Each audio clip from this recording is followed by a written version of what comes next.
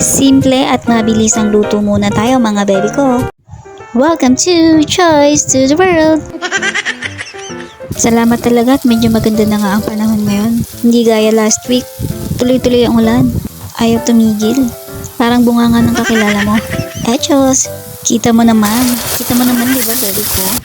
Ginisa lang natin dito ang bawang, sibuyas at kamatis. Takpan lang po natin dito ng mga 5 minuto. Ayan, madali nang durugin ang kamatis. Ituloy lang po natin ang paghalo.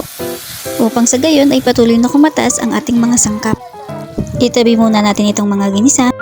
Iprito ang tokwa at ang kakaunting karne. Konting chika lang. May tindahan nga pala kami ng manukan dati. Kaya sanay akong gumupit-kupit ng mga karne. Dito na nga po bawasan natin ang mantika.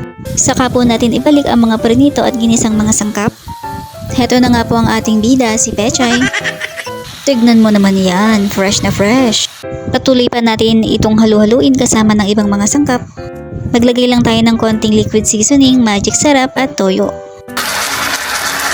Magic. Ipagpatuloy lang ang paghahalo. 1 tasang tubig. O depende rin sa gusto mong dami ng tubig. 1 minuto na lang, luto na to. Ano pang hinihintay mo? Kunin na ang 2 rice!